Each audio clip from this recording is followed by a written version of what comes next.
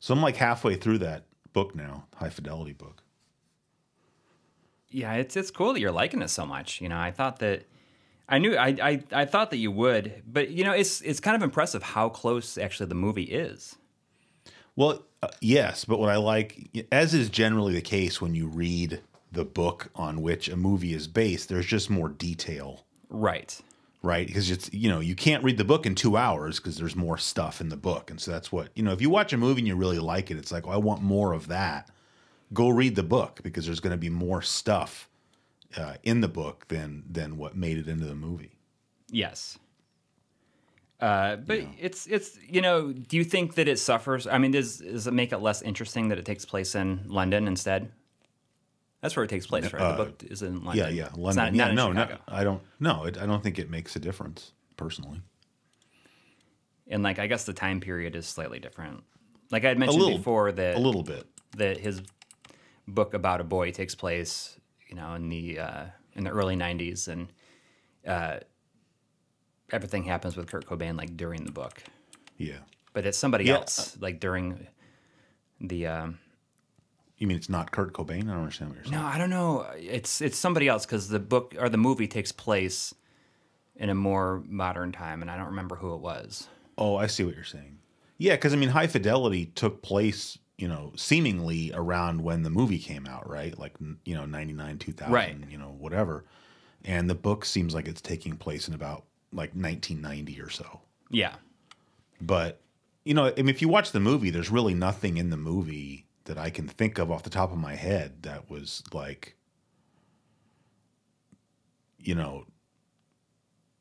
contemporaneous, right? There's nothing about the movie where it's oh, that's a thing that happened in 2000. And actually the book has to be a little bit later than that because they talk about Reservoir Dogs. Oh, okay. In the book. So I don't know when that movie came out, but that was early 90s, but certainly later than 1990. So, but yeah, overall it's a good book. I should read it again. I have it in my bookcase upstairs. Are you one of those people that sorry, I shouldn't have said that like that. That sounds judgy. But I feel like there's certain people where you buy a book and you read it and then you put it on the shelf, you keep it.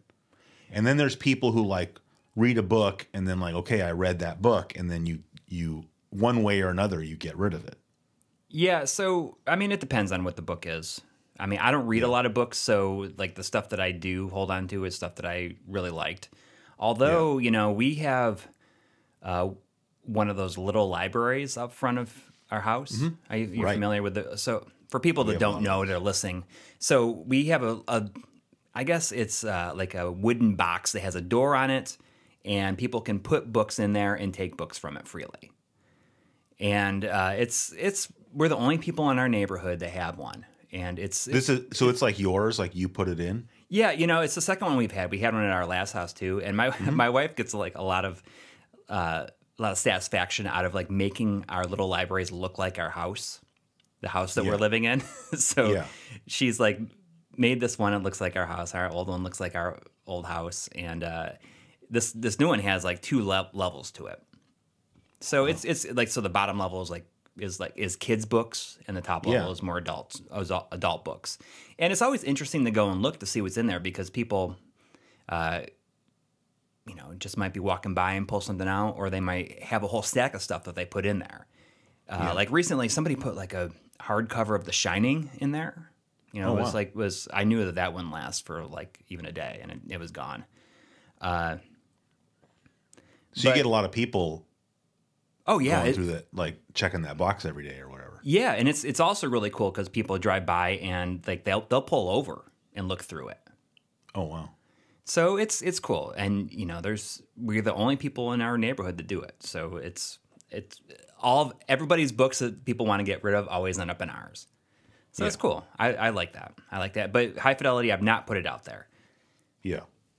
But I'm pretty sure I have it in. We have a bookcase, but it's not that big. It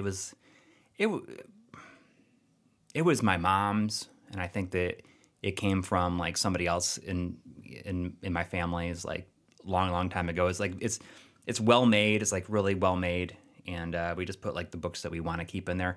My wife does graphic design, and she worked for Condé Nast in New York for a long time. So she worked on a lot of books and like art books and stuff, and like restored a lot of stuff, like books full of like, you know, like Vogue covers and stuff like that. And she puts it, she hangs on to all that stuff because she worked on them and she's like credited in them. Yeah, of course. And, but I mean, for the most part, there's not a whole lot else that we keep. I mean, both of us, my wife reads a lot more than I do, but I mean, I can't think of last book that I bought that it wasn't just like a coffee table book type thing. See, I'm the opposite. I'll see coffee table books and be like, oh, that'd be a cool book or whatever. But I know that like, I don't need that or really want that. You know, I don't like, I mostly buy like paperback books, you know, that I intend to read, you know, like most of the books I'd say I have in my house are books that I haven't read yet, but that I intend to read. And there's a smaller section of like, you know, that's my favorite book or one of my favorite books, or that's a book that I read and I think that I'm probably going to want to read it again at some point. But, you know, the rest of the books, you know, I read it and get rid of it, you know, like not get, like that sounds like I'm just throwing it away, but, you know, like try to pass it on to somebody else. Yeah. And but that's a good thing to do. I think that like, it's nice to pass books on. Like I decided a long time ago that I had to choose one thing to collect. Yeah. And, you know, I chose games, obviously. And, you know, if I'm going to read a book, I'll generally try to, you know, either buy it via Kindle or, you know, like I've been listening to audiobooks more than anything.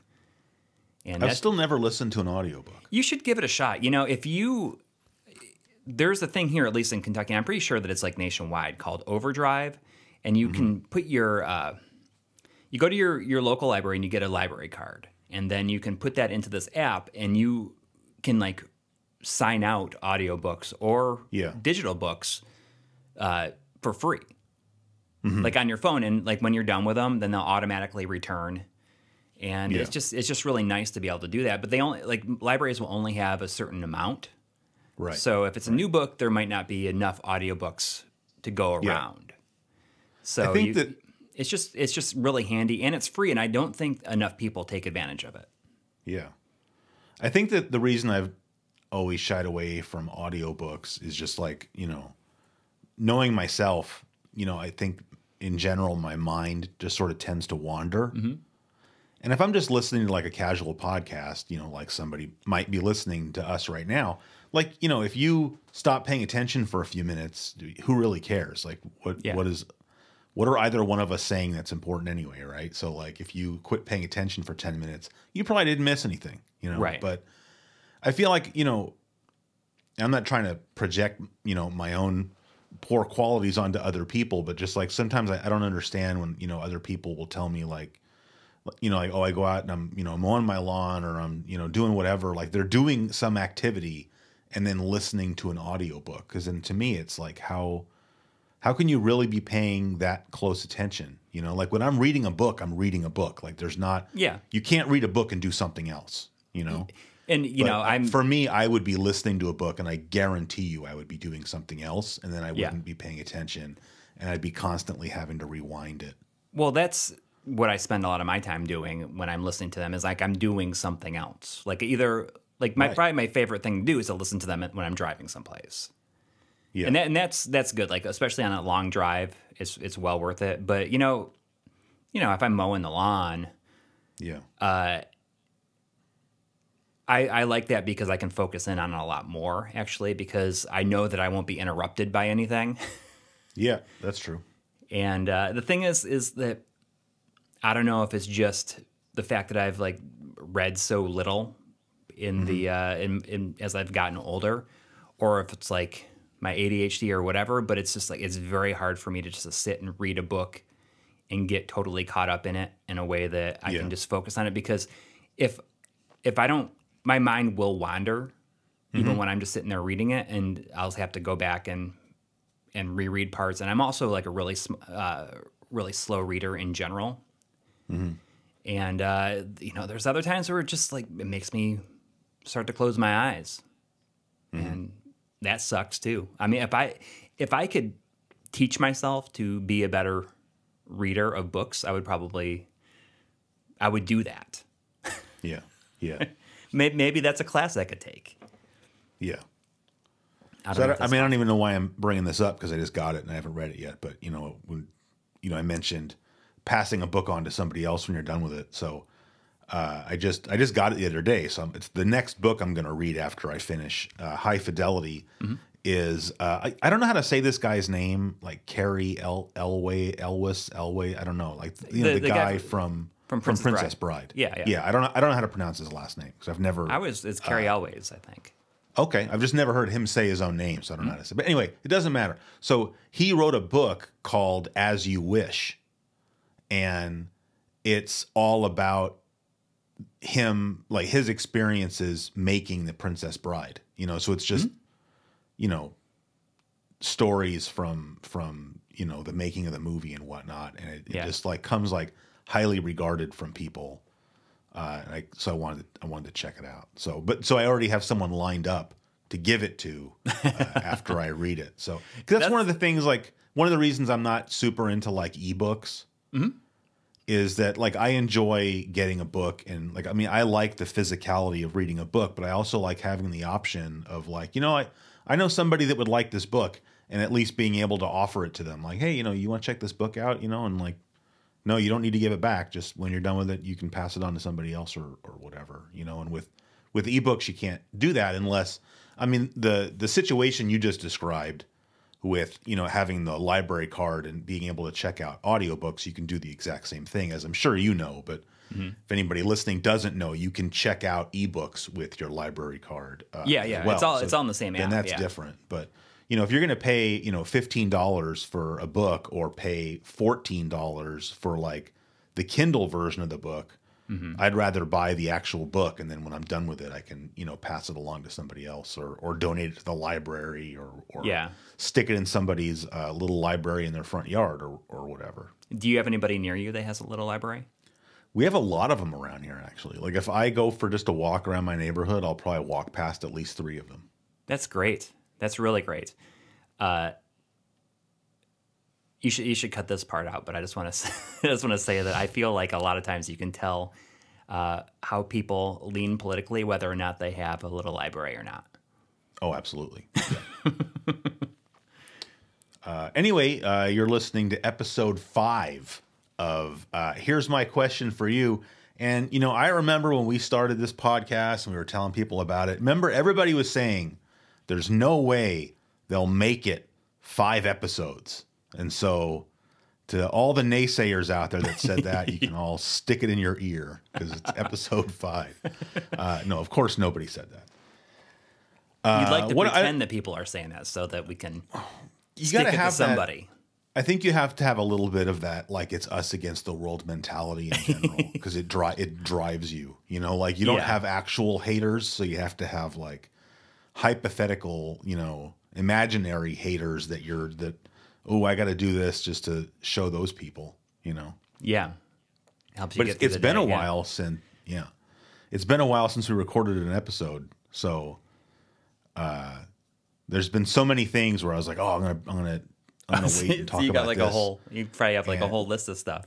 No, I don't, because I didn't write it down like a list. It was just like, I'd just be doing something and I would just think, oh, I'm going to bring that up on the show. Like that'll be something interesting to talk about.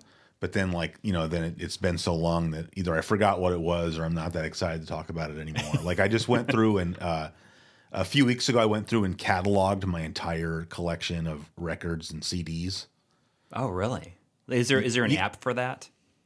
Or did you just do it? Yeah, I know you like to like handwrite called a a spreadsheet. Oh, okay. Yeah. No, but I'm being facetious. But yes, there is actually an app for that. I just didn't use one. Like there's I don't know if you've heard of the website Discogs. Yes. What is that a portmanteau of? Like discography, maybe? Oh yeah, you're right. All right, well that's not a portmanteau then. Before anybody writes in and says it's not a portmanteau, I know.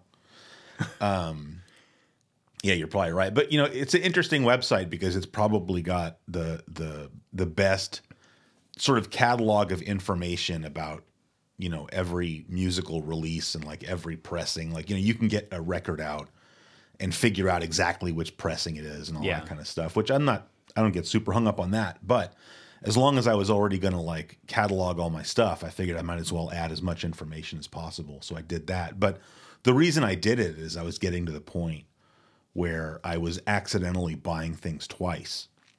Oh, you got to have that on your phone then to be able to look to see check if you have something. That's what I did. I use Apple products primarily, right? And so like Apple has like its own version of like Microsoft Office, basically. There's like a Apple version of Word and of Excel and of PowerPoint. But and I'm sure you can probably do this with Microsoft products as well. I just don't. But like I can create a spreadsheet on my computer, and because it's backed up to the cloud, I can open it on my phone. Right, yeah. And so now if I see a record or a CD or whatever, I'm like, do I have that? Or is there some reason why, maybe I want another one? Like I can pull up the spreadsheet and be like, oh, well, I have that, but the one I have is in poor condition, or like this is the first pressing or whatever. So that was the reason that I did it is, I don't know if you saw like a couple weeks ago, I posted a picture where like I'd gone and I bought like 2 records. It was like a Not a Surf record. Yes. And then that Sunny Day Real Estate record. And then I get home and realize that I already had the Sunny Day Real Estate record. I feel like when you sent me a photo of that and said, this is what I got today. And I feel like we talked about that Sunny Day Real Estate. It's like their 3rd album, right? Because there's like I think like is it like Diary is their first one? And there's like that one with the pink cover, and then I think this was like the 3rd one. Whatever. But I feel like we've talked about it before. But I on the show? No. Just okay. Just like it might have been like a couple of years ago even. Oh, maybe yeah. I mean, I like that. I like them well enough. They're not. I wouldn't say they're one of my favorites, but I like them pretty well. But anyway, I just wanted to avoid that happening. That was really the only reason I did what I did. Is like I just feel like I got to the point where I have enough records and CDs that I can't really remember necessarily each one. And I don't know why, because like with I probably have more video games than I do records and CDs. But like I don't think I would ever accidentally go buy a Genesis game that I already had. Like I think I know like what Genesis games I have. But I mean, maybe someday that'll, it doesn't come up very often because I don't really buy that many games anymore. So, but anyway, that was the only reason I did that. But I had a really good time doing it. It took me like 3 or 4 days, and I'm just like, going through all my records, while I'm listening to music and just, How do you have them sorted? Everything and alphabetically? Well, it's actually, it's a spreadsheet, right? So you can sort by whatever. Yeah. Oh, right. But I'm talking about like on your right? like on your shelves where they're at. Oh, kind of by genre, but not really. It's hard to explain. Like I have like it's one of those like it's not from IKEA, but it's the same style of shelf. I don't know if you've seen them. Like a lot of record people use them. Yeah. Where it's like not like it has the like Besta, a bunch but of like little, the Collects or something like that. Yeah, I don't know what the name is, but it's got all the little cubby holes in it that are like 12.5 by 12.5, so they're perfect for lining up albums in. Like for albums, yeah.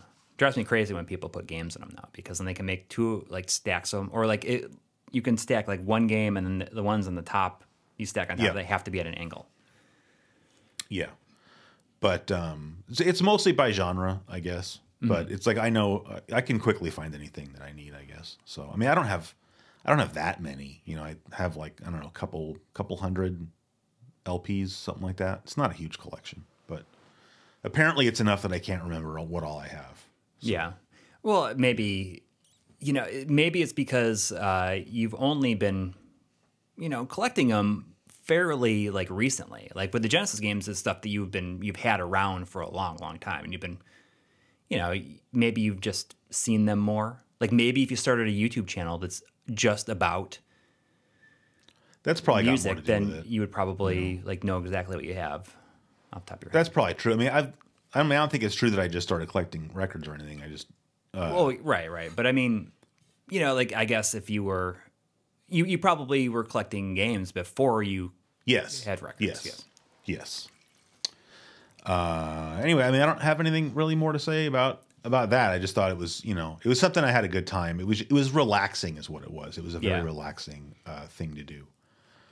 And like, you saw the picture. I've got this sort of the new, not new, but the way it's set up in my living room is new. I got rid of my TV Yeah. You know, as we talked about, which I still have not yet regretted doing. So just listening to the stereo system a lot more. So That's good. I could never do it, obviously, but yeah, if you have kids, I can't imagine doing it. But it's just like I don't. You know, we have like our cable provider or whatever is YouTube TV, and you know, we can watch TV on our iPads. I can watch TV on a computer. I can watch TV down here in the basement on a bigger computer monitor. And it's just like, just, you know, for the amount of TV that we watch, having a gigantic TV in our living room just didn't make sense for us. You know, because we're also not really big movie people. You know, especially me. I'd say my wife will never turn down the opportunity to watch a movie, but because of me, I would say we don't really watch movies too terribly often. I mean, my wife and I will watch movies, but usually she doesn't like the movies that I would want to watch. Yeah. I saw some people talking about like some movie. It's out on HBO Max right now. It was like in theaters called Barbarian. Apparently, it's pretty scary. Not like Conan the Barbarian. No. It's like I don't really know anything about it. I just know that people have said like, oh, this is a pretty good horror movie. Like it's not like gory scary, but like, I don't know. It's scarier than just people getting hacked up. So I was like, oh, we should watch this. And she's like, you know, I'm not going to want to watch that. Like, I'm not going to watch that with you. So, and I can't get my kids to watch anything. So it's like either I watch this stuff by myself, or a lot of times, like I feel is like most of the movies and shows that I consume, it's mainly like putting it on in the background. Yeah, like I'll just that's put what it I on. do. I do a lot of that as well. Yeah, I've been watching that. I thought my dog was coming down. I thought I heard my dog running down here. I've been watching that show, Mr. Robot. Have you heard of that? I don't think so. No. I can't really explain it. Okay. But it's like simultaneously like the most frustrating show I've ever watched, and it's almost difficult to follow to the point that it's obnoxious. But I can't stop watching it. Well, it's because it's only 4 seasons too, and it's like over. You know, usually if a show has more than like 3 or 4 seasons, I'm like automatically not going to even consider watching it because that's just way too much of a commitment. I think we've discussed that. Yeah, right. I'm with you on that. Yeah. So shows that are under 4 seasons are fair game, and this is one I've heard a lot about. And what's really cool is a lot of it seemed to be filmed around where I lived in New York. So I'm like, oh, I know where that is, or I know like in the Buffalo area, or when you lived in New York City? In New York City. Okay. You know, it's like like one of the characters' apartments is very close to where my apartment was. That's cool. And it's good. It's got that guy Rami Malek. He was in the Queen movie. Played Freddie Mercury in the Queen movie. Oh, I didn't watch it. But then, I mean, I know who you're talking about based on you saying that, but I didn't watch that movie. He's definitely like kind of an odd looking guy. He has like these crazy bug eyes. Mm-hmm. And it's got Christian Slater in it. Oh, I like him. It's always good to see him popping up again. You know, I'm glad that he still is doing stuff. You know, I don't know. There's something about him that he was in a lot of movies, I guess, when I was younger. And some of that, like most of those movies, I didn't really see. Like, I never saw, what was it? Was it Pump Up the Volume, where he was the DJ or something like that? Yeah, I've never seen that. Just the premise to me sounded kind of stupid. So but I remember at the time people saying like, "Oh, this is really good," but it's, you know, I remember,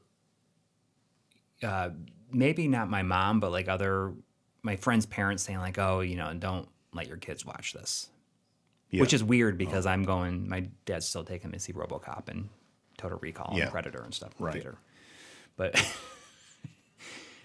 this apparently not. But I should actually like watch it because it seems like one of those movies that I should have watched. And you know, it's about he's like a radio DJ, I think, in like the late 80s. So and that sounds pretty cool. So how about you watch it and then you tell me if it's worth watching? I will. Okay. I'll let you get back to me on that because I've never really been tempted to watch it, but Well, me either, but if I hear otherwise, I'm down. Yeah. I did watch, not to keep bringing this up again and again and again, but I ended up watching because my wife listens to the show. So hi. So she heard us talking about High Fidelity, and I had mentioned that, maybe I'll watch it with my wife. And so I think she heard that. And I was like, yeah, if you want to watch it, like I'm totally down to watch it again. And I really was. And so we ended up watching it. But it was funny because we watched it after you and I had talked about it. Like I think on the last episode of the show, where I told you that I found the characters like sort of unlikable, and we kind of talked about that. And like, so I kind of watched it again, thinking about what you said, and it kind of made sense that, I think that's the point. Like he's supposed to be unlikable because that's his character arc, right? Yeah. Is like he gets to a point where he stops acting the way he's acting and sort of redeems himself. But anyway, I enjoyed watching it again a fourth time. Yeah. So. I mean, like Jack Black's character is supposed to be a dick, and he signifies like what they all were, I guess, like these like asshole snobs, and he's like gotten. Yeah. I mean, he did a good job. I mean, I think what we talked about. I mean, I couldn't imagine anybody else in that role besides Jack Black. Yeah, exactly. And when I say I don't like Jack, I mean I don't generally like the characters that he plays. Like it's not like I don't think that Jack Black, the person, isn't like a really nice, from all accounts, like he's a super nice guy. So like he's somebody where it's like, oh, if he's playing, a movie, I'm like, well, I just think I'm probably not going to enjoy the movie, and so I don't watch it. That's all. But again, that's not because of him. It's the kind of characters that he often plays. But anyway, moving on slightly from that, because this is where my question for the day is coming from. Okay. So today is November 4th, right? So what today's Friday. Okay, today's Friday. Monday was Halloween. So my wife and I watched It's the Great Pumpkin, Charlie Brown. Because I don't believe she had ever seen it, and I hadn't seen it in a very long time. So we ended up watching that, and it was good. I mean, it's a Charlie Brown cartoon. Like those are always pretty good. Yeah. But just for some reason, after we finished watching that got me more, reading about the Peanuts comics and whatnot. I don't live very far from Santa Rosa, which is where Charles Schultz lived and where his studio was. Oh, cool. And so there's a whole Charles Schultz museum there. So you can go and like. Have you been? There's tons. Yeah. Oh, that's awesome. There's tons of like his original artwork for the strips up on the wall. That's great. And it's pretty neat. But so that got me thinking about a question. But so I have to tell you, so the format of the question, I think this is kind of it's an important distinction, right? Because it'd be easy to ask you, hey, what's your top 5 whatever? But that's not what I'm asking you. Okay. I saw online, it was not that it matters. It was in like a online space for bass players. And somebody had asked the question, who is on your Mount Rushmore of bass players?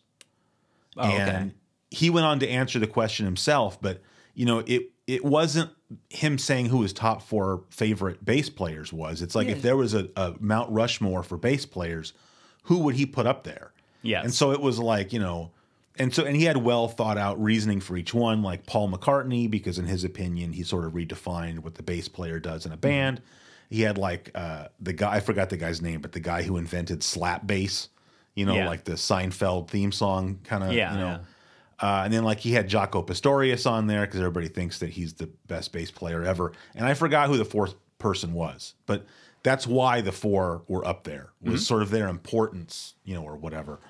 So I'm just saying, I think that's an important distinction between asking you for your top 4 favorite whatever. Yeah, it's much better actually. It allows you to acknowledge, like this person might not be my favorite, but I can't look away from how important they were to what they did. So my question for you, based on all that, is if there was a Mount Rushmore of newspaper comic strips, what 4 comics are you putting up there? And why? Okay. It's funny because I was just talking about newspaper comic strips recently with a friend, because I didn't realize that they were still like they still are in the newspapers. obviously. Yeah, I think there's And just less of them. Yeah, but they're every day now. And I guess the big thing is that I found out is like they used to only be in color on Sundays.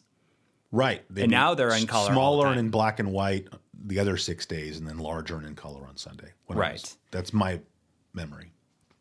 But are you saying that they're in color now every day? Yeah. Oh, that's cool. I didn't know that. I don't read the paper. So. Oh, me either. And that's why I was surprised to hear about this because, my friend, his kids were like, "Oh, I want to read the funnies,"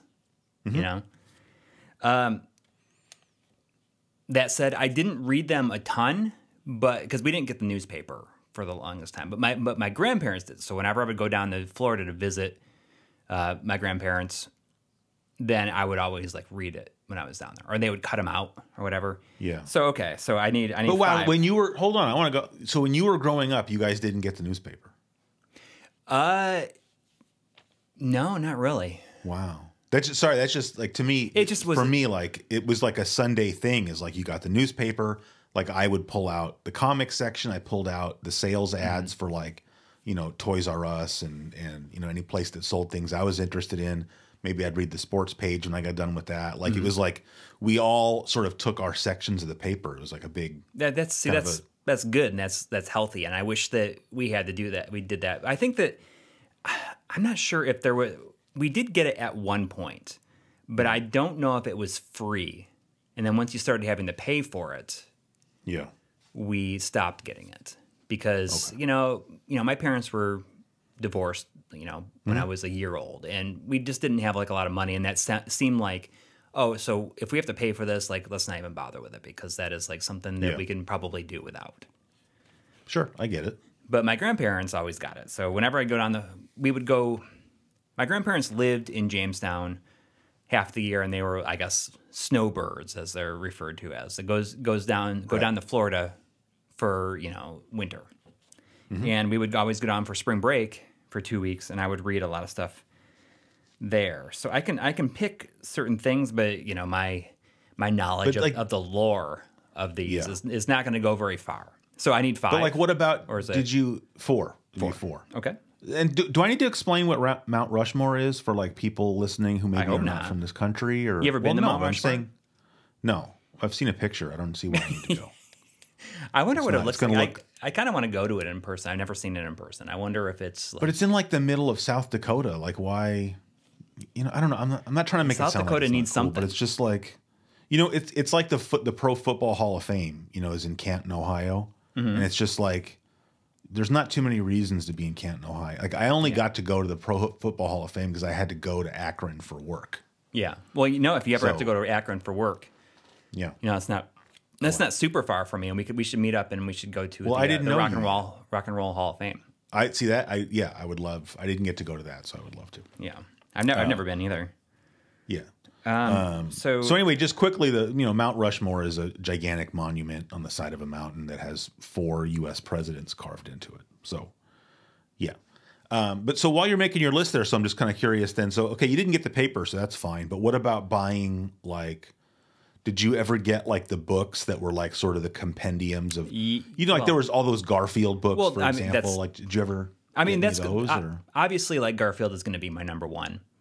Like I feel like don't say obviously, but I'm just bringing that up as an example. I'm just saying, did you ever get any of those books? Yeah, and I still have them actually. I actually had a bunch of them, and I just actually got them out like 2 days ago, and gave them to my son. And gave them to my son and said, "Hey, you should read these because like he's old enough to read, and it's like the easiest thing to read ever. And there's so many of them, and I think that I have maybe 4 or 5, but I had a complete collection for the longest time. Wow! But until Which ones do you still have? Like early ones or later ones? They're pretty early. I think they're pretty early. I mean, I don't have them on me, right here. Because like that, but they're early. I don't know if are they numbered? They might be numbered. Yes, they're numbered. Because they're just sequential. That was like my gateway drug into newspaper comics. Was my dad had the first 2 Garfield books. Mm-hmm. Like on a shelf, and I was like, "Oh, what are these?" And I started reading them. I just like fell in love. Like I would be like rolling on the floor laughing, reading them because I was probably like 5 or 6 years old. Okay, so I mean, I'm just brainstorming of things that I remember, and I don't know if even some of them are still around. But Garfield would be my number one pick. Okay. 100%. Yeah. I know that Garfield gets a lot of shit these days because there's, Jim Davis. It's not as. It's just, it's like there's like no thought like whatsoever probably put into it at this point. But Well, it's just you get to a point where it's like, how can you even still come up with ideas? Yeah. And, I can't believe that it's still. I mean, that's been going since like the late set. Like that strip is almost as old as me, I think. And it's like literally every day. Right. Every day, I wonder if he just pounds out like like a couple months of them a week so he doesn't have to think about it. I mean, maybe. But I mean, the only thing I could compare that to is if you're like the host of a late night show and like you have to come up with your monologue like every day. But then you've got like a whole room full of writers, right? Yes. Like, I don't think Jim Davis has I think he's just doing it on his own. So like, the only reason I'm saying that, I guess I'm kind of making excuses for the guy, is I don't blame him for not being able to, have the strip be as like fresh as it maybe once was. Yeah.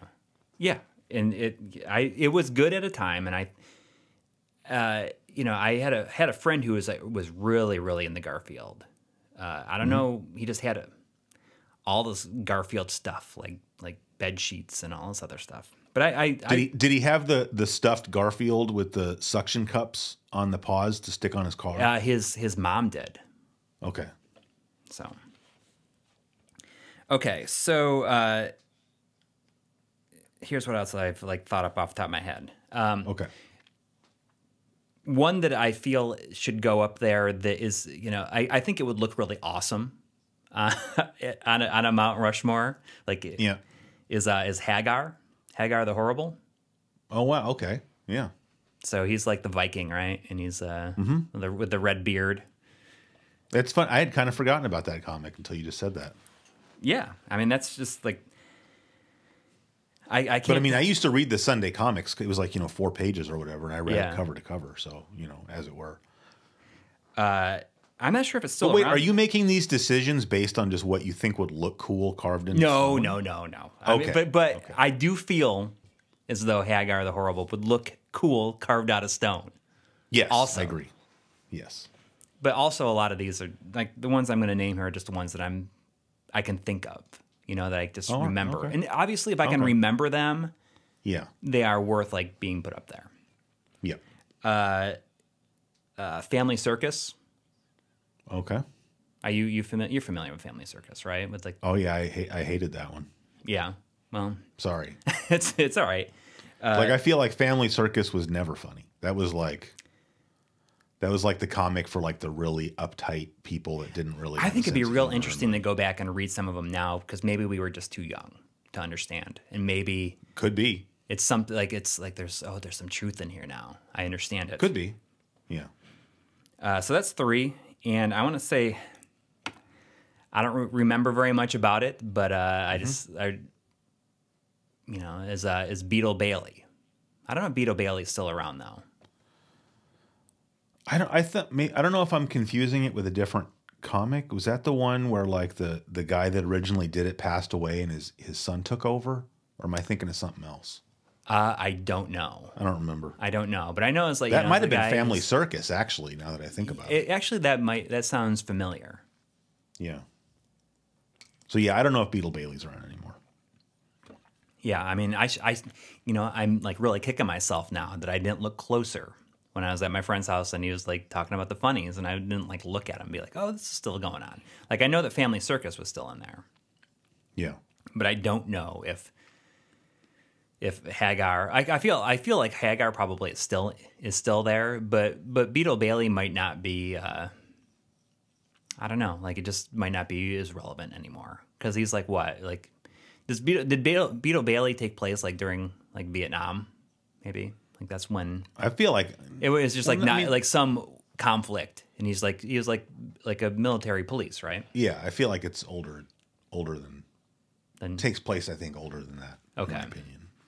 Yeah. And I don't know, was it really during any particular conflict? I always just read it as sort of like he was just sort of a lifetime, like a lifer in like the army, Well, I don't know. I feel as though I want to look. I'm going to look it up after we're done with this podcast, but I'm not going to look it up right now. No, we don't do that sort of thing around here. We love to get our facts wrong and own it. So were you into like, because I remember going back to talking about like the Great Pumpkin. It was like, at least in my recollection, it would be Peanuts like has got to be on there. Like that's so stupid. Like Peanuts is like it's got to be on there. Like that's like that's the only one that you mentioned that would absolutely be on my Mount Rushmore. But that's not how the show works. So we're not talking about my Mount Rushmore. But I was just going to say, like, I just recall, maybe this is only for a stretch of a few years, but if Halloween was coming up, it would be like maybe the week before Halloween or something like that. And like one night, whichever network it was, I don't remember, would like, instead of having their normal programming, it would be like Great Pumpkin would be on, and then like the Garfield Halloween special, and I would always make sure that, I knew that was coming up so I could watch it. So since you were into Garfield, like, did you used to watch those when you were a kid or? Well, there was Garfield and Friends, the show. It was on Saturday morning. Saturday. But that came, I think, wasn't that a little bit later? I feel like the seasonal specials were first and then Garfield and Friends. I can't remember anything about the seasonal specials of Garfield. All right. And, I didn't really think about, I probably did watch them, but I can't remember anything about them. Because I remember being very happy, though, that they were making the show, the Saturday morning show. And it was a cool show. I used to watch it. It was, but, I was always annoyed with it because what was the other show that was on it? Like something Acres. Like, oh, yeah, with the farm animals. Yeah. And, I don't remember what it was called. We can... Try would definitely know because he was a big fan of that. A big fan of of that. But I felt like that took away from, the overall quality of it. But then he said, but you'd rather have like 5 more minutes of. Well, no, it was like half and half, I think. Oh, was it? Yeah. So it's like it would be like if you were watching Danger Mouse and then like at the end it's like, oh, now it's time for the Banana Man segment, and you're just like, ugh. Yeah. And it's like then they spend so much time. But then there's people out there, obviously, that liked that more than the Garfield stuff. But what's actually kind of cool about Garfield is that there has been a lot of shows of Garfield in the years since. And there was a time where my kids were really into Garfield, like watched Garfield all the time. Like watch these, they're CG and they're kind of crappy. But one thing I did appreciate is the fact that it uses the same voice actor for Garfield as the cartoons did, which is the guy that was did the voice for Venkman in the real Ghostbusters. I really enjoyed like how like this kind of circle of life.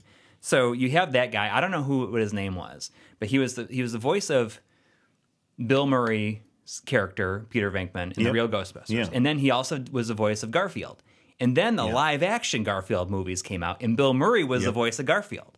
So I always thought that was like I wonder if that was intentional, like because of like somebody out there thought like, oh, I'm going to get Bill Murray to be the voice of Garfield because we had the knockoff, like the quote-unquote knockoff Bill Murray.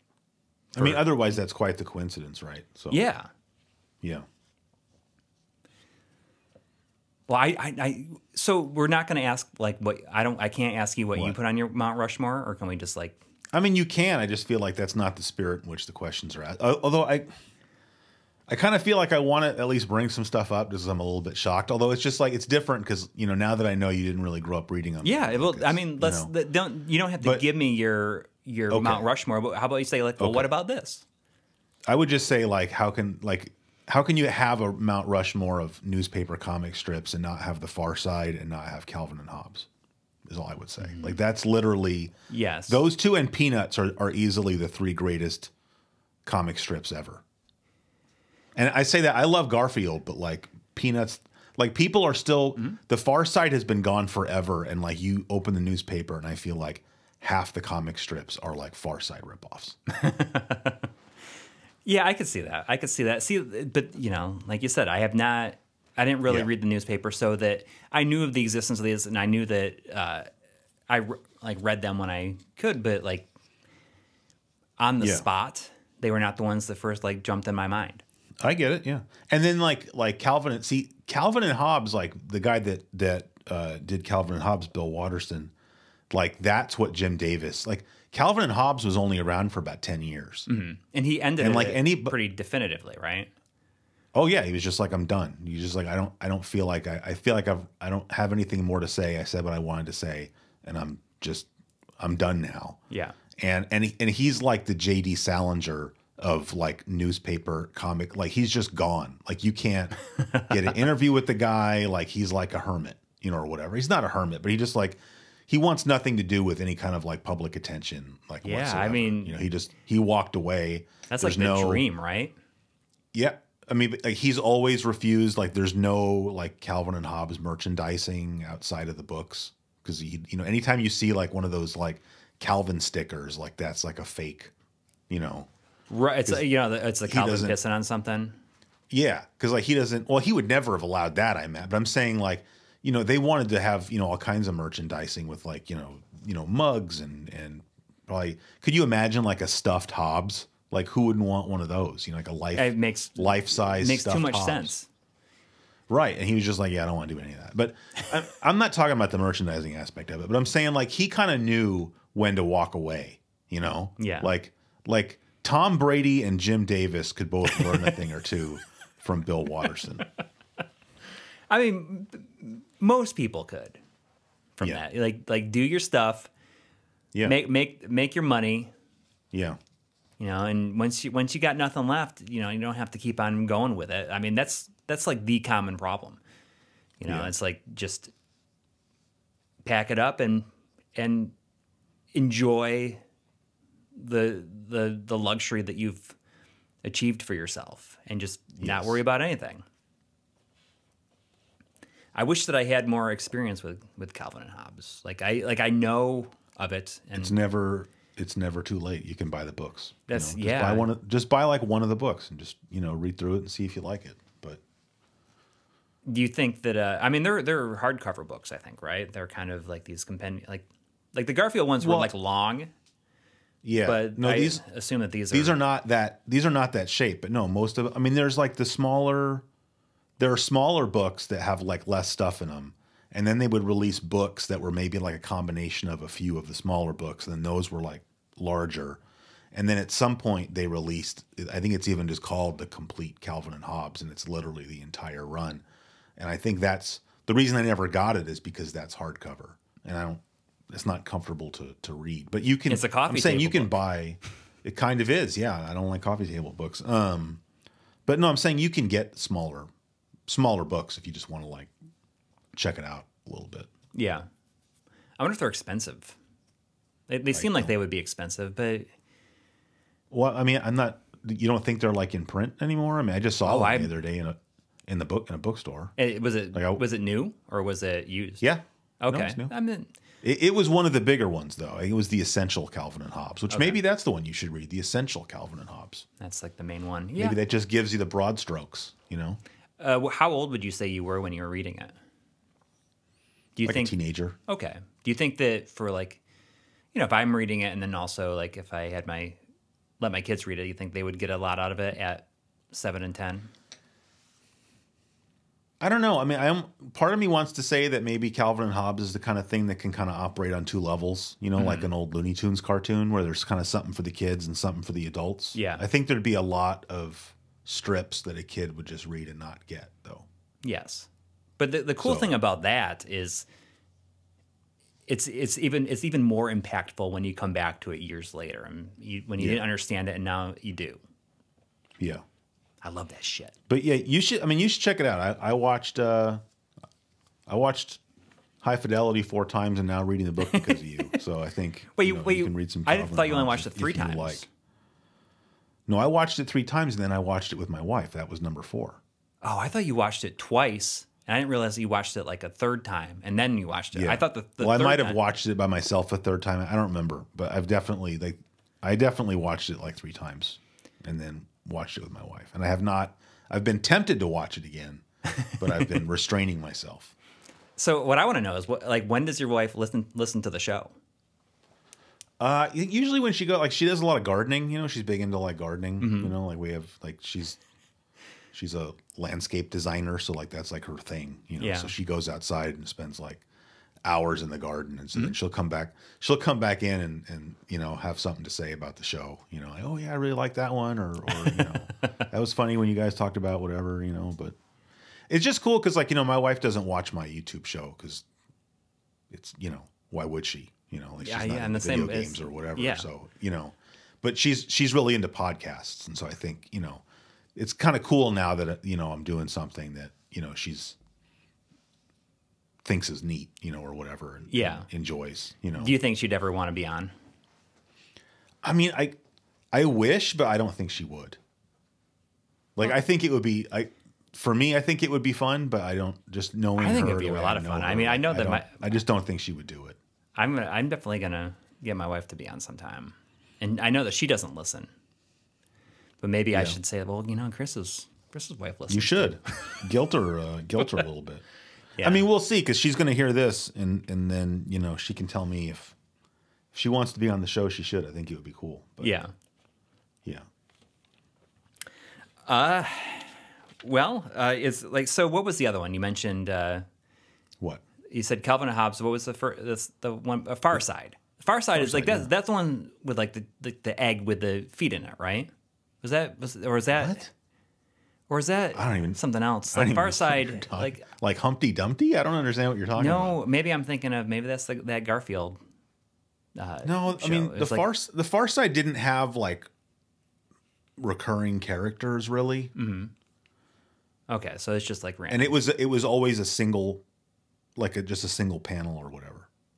You know, it wasn't really even a strip. It was just a single. Did drawing. they have? And it would have like the cows. You know, there was cows a lot in it. You know, like Okay, so this like sentient farm animals. It was all just like absurdist. A lot of it was absurdist humor. and Like, they- there's a lot of people reading going, I don't really get that one today, or you know, like that was the one that always had. I still buy them. There's the desk calendar. Yeah, I was going to say, where, like, you that's rip- where I know it from mainly is from the desk Yeah. calendars. And so they still make them every year?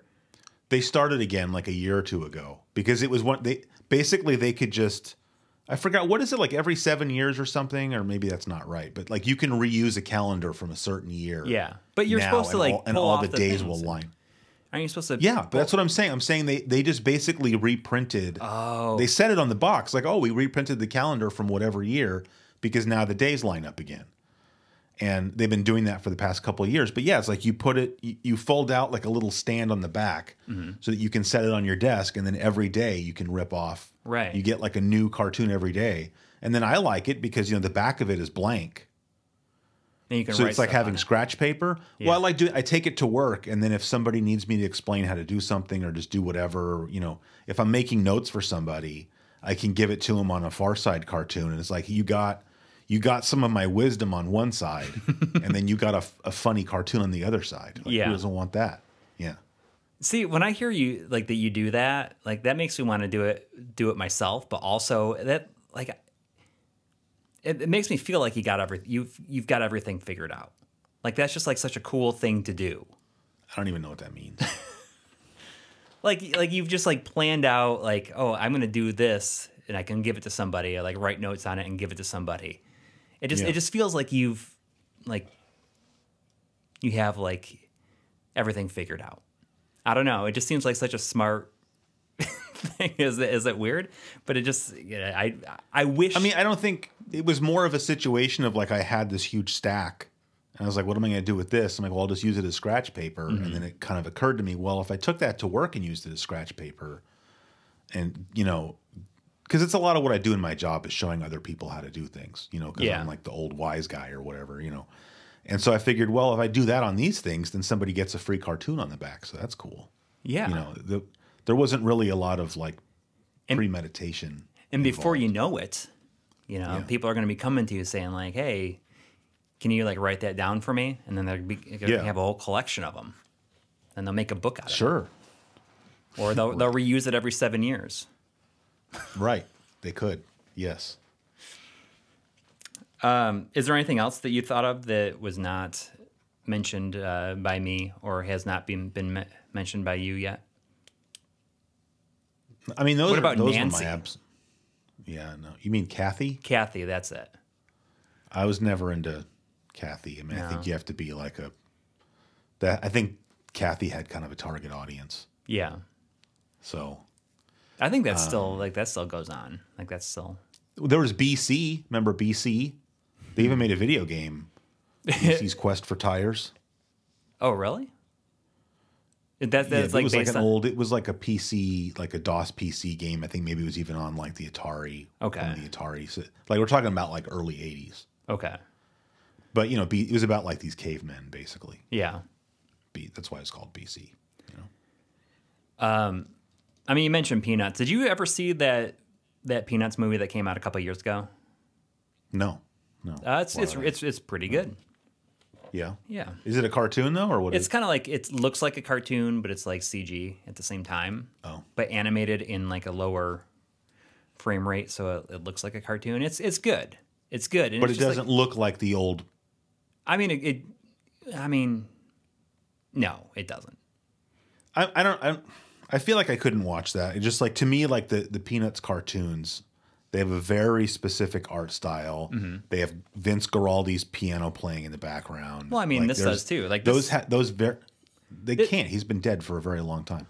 Well, I always think They have a very specific aesthetic to them. that's you know, who played and, the piano, Vince Guaraldi. Because it's funny. He's a very famous jazz pianist. Because I remember like his music also playing on the Weather Channel. I don't think that was probably not Vince Guaraldi playing on the Weather Channel. It was There very were other similar. jazz pianists. Maybe it was like David Benoit or George Winston, Oh. something like that. Maybe. So now I'm just name dropping. Although it's probably who it was.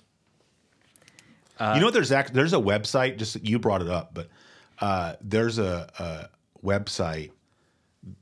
You know, there any interest you can think of. There's people that are like, oh, this is like my thing. Yeah. There's like a website dedicated to like here are all of the different tracks that were used as background music on the Weather Channel during like different years.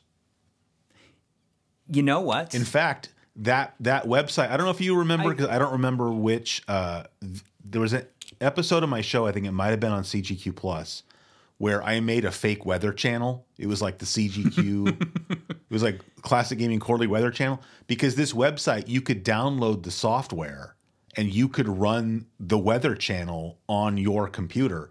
And you could type in like what cities you wanted it to show. Is this still like exist? I'm going to do that. Yeah, this was just like a year ago that I did this. That's amazing.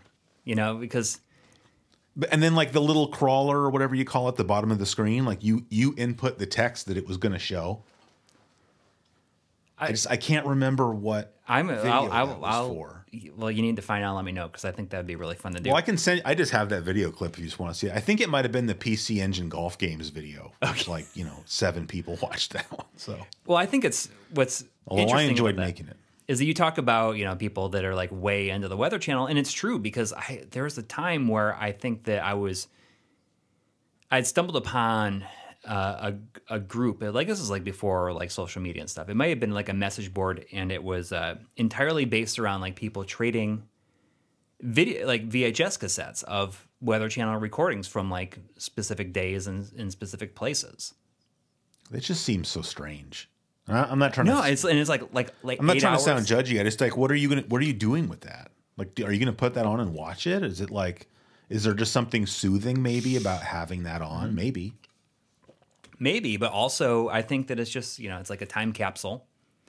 Yeah. And, you just kind of, it's this moment in time, probably it reminds them of like a better time or a better place. Yeah. And well, you should check out that software I was telling you about. You I'm can run your going own to do weather that as channel. soon as we're done with this. If I remember correctly, it like you don't put in the weather, because it actually still goes and looks up the weather. Like you just say what cities and towns you want to appear, and it will go fill in the actual weather for you. I feel like I want to take that and use it as part of our like before the live stream. Or I mean, you could just have a Twitch channel that just ran the weather channel. That's time. that's got to exist, right? If somebody has not done that, I didn't ever why actually hasn't anybody do done it, that? I wanted to set up. See, the thing is, Twitch has weird rules about what you can and can't show.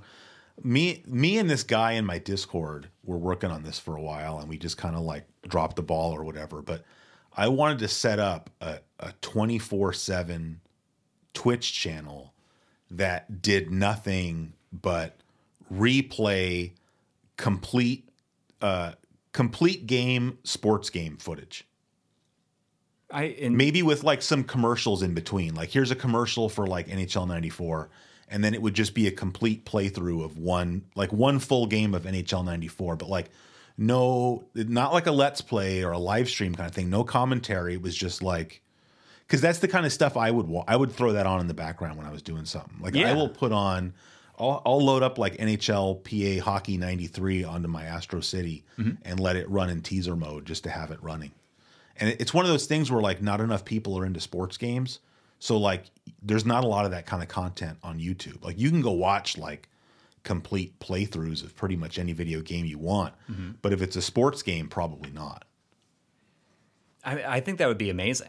And like, so when you say Twitch has these weird rules, is there a reason like it is not doable? Like you're not. They're afraid people are going to start betting on it. Probably. No. It's not that. Twitch has a rule about like you're not supposed to broadcast anything on Twitch that has been previously broadcast. So like for example, you know, like I'd had the idea before, like, well, you know, I have kind of I have many hours of content on my YouTube channels, right? So like what if I had a Twitch channel that just, you know, it was a randomized playlist of just showing, you know, magazine read-throughs and launch videos, or maybe I could have it like, okay, this weekend I'm showing every single episode of Flashback back to back. And you can't do that. But you can, but if you get caught, like you're technically breaking the rules and you could get your Twitch account taken away. But so I'm saying like if you did that with the sports games, once you got back to where it's going to show the same sports game video twice, did you just break Twitch's rules? I don't know. No, if you're creating it yourself, then it probably doesn't.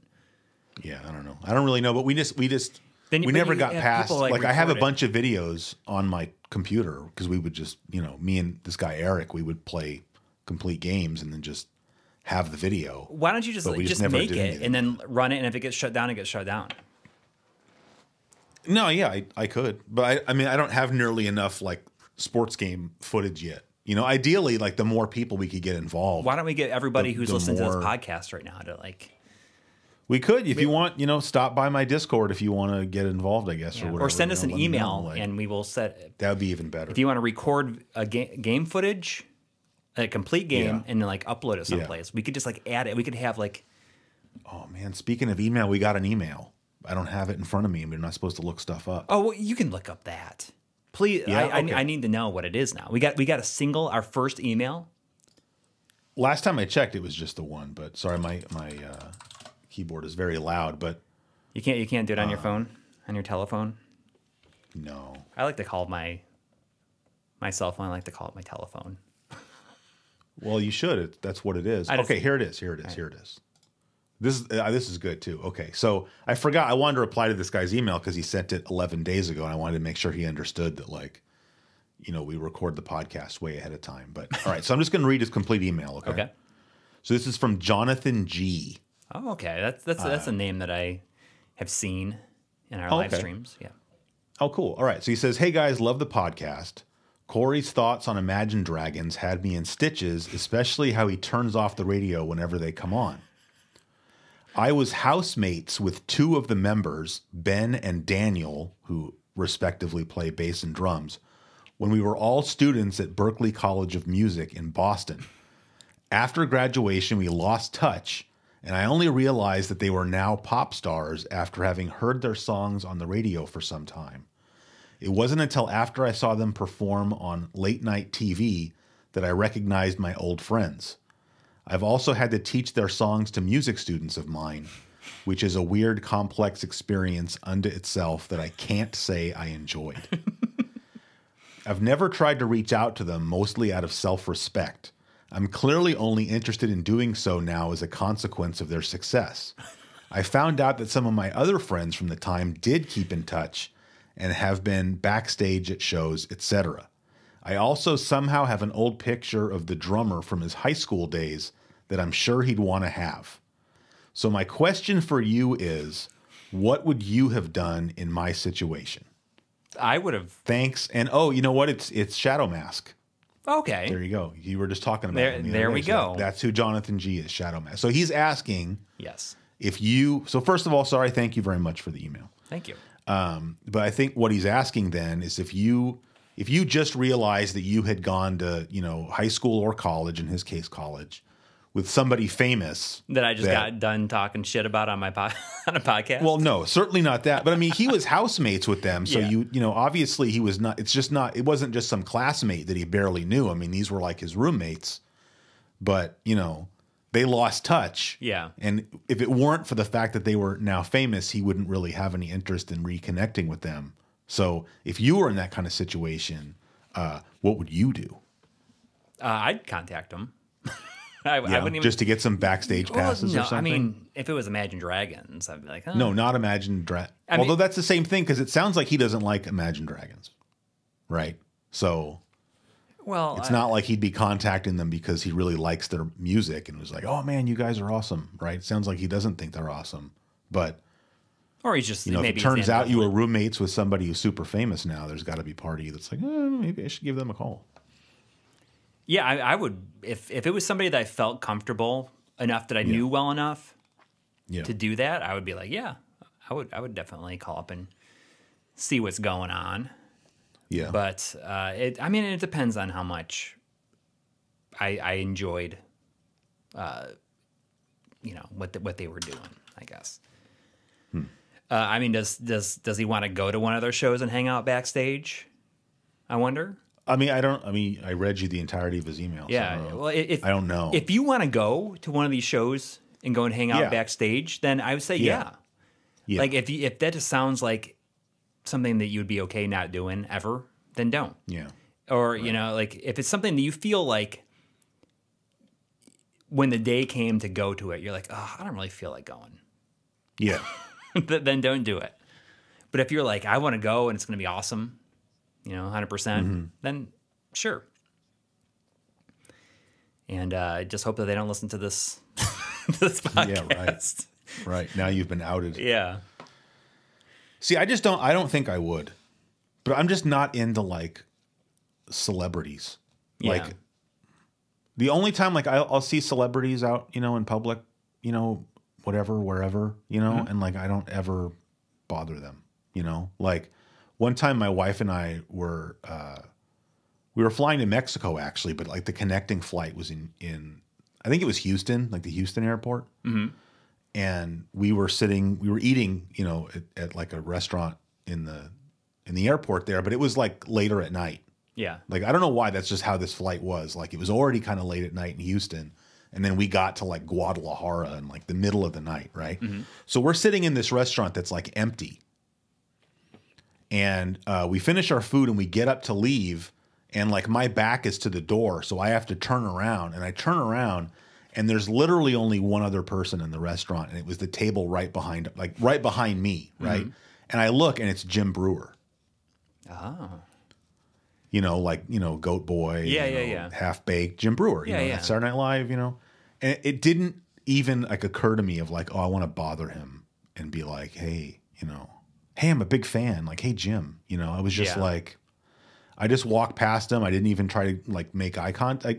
Just looked at, and it wasn't until we got out, into the concourse or whatever, that I just pointed back to him and showed my wife because his back was to us, so he wasn't going to see me pointing him out or whatever. I was like, oh, that's Jim Brewer from Saturday Night Live, He made a really good like kind of documentary about like taking care of his father.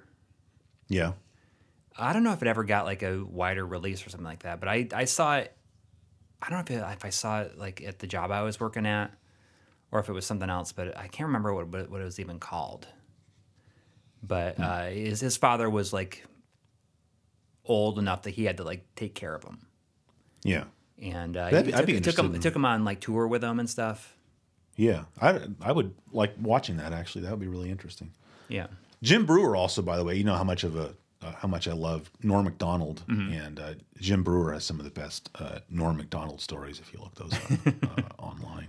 But yeah, just I don't know, just in general, I just don't really,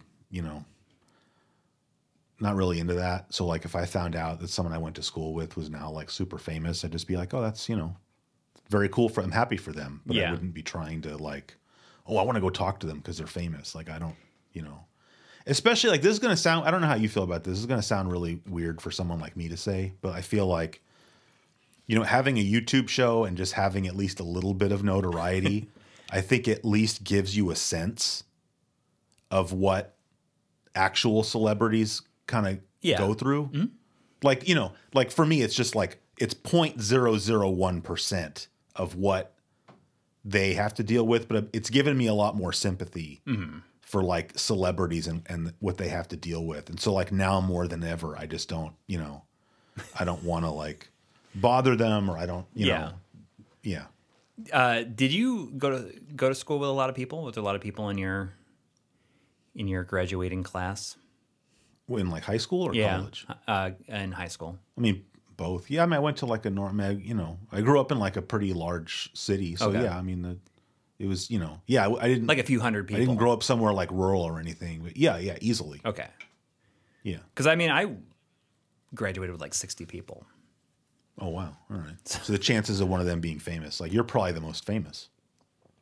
Really? I was just thinking, like, I wonder if like weirdly, like I somehow am, which sounds like so stupid. You should go to a high school reunion and just like go in there like with swagger, be like, "What's up, plebes?" Yeah, I'm sure that people will be like, "Man, like it's so cool," but yeah, nobody will be like that. Although I have people that like were in my high school at the time that I went to high school. Mm-hmm. Yeah, that have sent me messages on Facebook and said like, "Hey, like I've seen seen your show." Yeah, I don't think I have that. I'm okay with that. I'm not really looking for attention. So no, I mean I guess I graduated in 97. When did you graduate? 95? 95. Yeah. Okay. So you got you're coming up on your 30 year, right? In 2 years. 30 years. I mean, I've never gone to like any of my high school graduation. I went to my 10 year, but I didn't reunions. Go to my 20 because my mom had like a stroke like right before the 20 year, so I didn't. I ended up missing it. I was planning on going, and the weirdest thing to me is like when the 20 year happened was not that like, oh, it's been 20 years since I graduated high school. It was more that it had been 10 years since the 10 year. Yeah. Yeah, because time starts, the older you get, the faster time goes by. Yeah. For sure. I just can't really think of anybody I went to high school with that I really want to talk to. Like, yeah, most of the people that not like I hate them or anything, but just like I'm just completely uninterested. Yeah. Like anybody, I feel like anybody who still is our age and is still even really thinking about high school is like, I don't know. Yeah, I mean, I talk to all the people that I care to talk to. Speaking of which, like I think that my friend Chris, like we want to have him on here sometime soon. Mm-hmm. He's That's not going to cause confusion. Two Chris's on one show. Well, I think it's cool because I can just say, like most of my favorite people are named Chris. Yeah. Well, thank you. But Chris is my best friend. He's we've been friends for years and years and years, and I know that he listens to it. He listens to the show. Does he live around you, or is he? No, he lives in Raleigh, North Carolina, actually. All right. And he'll probably be excited that to be on here. Yeah, we cool. talked about it a lot, and he's like, oh, because he's coming up here in January, and we're going to the Bengals and the Bills. Oh, it's football. that guy. Yeah, you told me about that. Yeah. Yeah. So we're excited. Like maybe he could be on then, or it'd probably be more convenient for us to be like remote, because I can maybe separate your guys' audio tracks or something. I don't know. Make it easier to edit. I mean, I think it worked okay with Dustin. With Dustin, yeah. So wasn't too bad. You need a better guest microphone. I know. I'm working on it. I was not. Although I don't understand that because like that was an SM58, right? And I'm using like basically an just the Sennheiser version of one, and my audio sounds fine. So I don't know. Well, it probably just has to do with. I mean, you set that all up like very sort of last minute. Yeah, so I'll get it a lot better. That could be some of it. I think it'd be more fun if he was like, I should have just had Dustin hold it the whole time. Like or put it like on that mic stand and sing into it, like talking to it, like he's singing into it. Yeah, he was a good guest though, I thought. Yeah, he had a lot of fun. Yeah. But so speaking of which, like my friend Chris said, hey, when you guys end the podcast, end each episode, you should end it in a way that sounds like you guys, we were just like, went out for a beer and we're like going home for the night, like going our separate ways. Be like, hey, I'll see you later. He thinks that's how we should end the podcast. So that's like, I mean, I get what he's saying. I'm not saying he's wrong, but then that just sounds kind of contrived. You know, like we're having to act like, you know. Like we were just I like the fact that every time we end the show, it's like extremely awkward. It's just so much more authentic because it is awkward. You know? It's awkward to like have to plug your shit, I guess. Yeah. Yes. I hate doing that. Yeah. But speaking of which, I think what? I think that's going to do it for episode 5. Episode 5, the episode that they thought would never happen. Yes. Yeah. So what you can follow us on Twitter and Instagram at Here's My Podcast, and you can send us an email. Yeah, and we'll read it. We'll read it. We will. We just did. You just saw us do it. Yeah. Or heard us do it, depending. I mean, we can't promise we'll read them all, but we will. Well, we're not currently being flooded with emails yet. It's mostly spam, which I don't understand because it's a brand new email address. And we're already getting spam. Well, but, a weird thing is happening with Gmail. Like I'm getting all these. Like I've won so many like Yeti water bottles from Dick's Sporting Goods. Like you're a lucky guy. It's just like every day. There's this. I don't even know who sings this song, but it's like it's definitely one of those songs that I wish would go away. Yeah, and it's like I've heard it on the radio. Like I don't even know if it's a real song, but it's like they use it for these like contests. And this guy saying, "All I do is win, win, win, win, win, no matter what." Oh, that sounds annoying. That sounds like a really good reason to not listen to the radio anymore. Yeah, to me. Anyway, the email address is here's my podcast @gmail.com. All right. So send us an email and you'll probably get it read on the air, as it were. Yeah. Is that it? I don't have anything else to plug, right? Like what else is there? No. Like, people, this is what I understand. Like people in podcasts, they always tell people like how to listen to their podcasts, right? Yeah, but it's like you're already listening. Like you've figured it out, right? You know, like you don't give someone directions to your restaurant after they're already there sitting down eating. You know, at this point, if you can't figure out how to listen to a podcast, then like what are you even doing? I mean, there's just so many options that like literally anybody can figure it out on their own. I think the only thing I would say about that is if you're listening to the show and you're not listening to it the way you'd like to be listening to it, you know, based on whatever service or whatever, then you should send us an email and let us know. Because like I'm totally open to having the show on more platforms. I just don't know really what other platforms.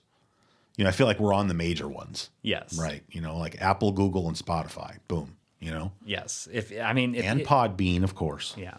There's a lot of Podbean fans out there. You know, I've seen I just never heard of it. I only signed up for it because that was like the first thing that came up. Like it would populate all these other services if you sign up through Podbean. I see. But I've seen comments on some of the on our Patreon post saying like, "Oh, it supports Podbean. I'm in." Like just like that's excited good about that.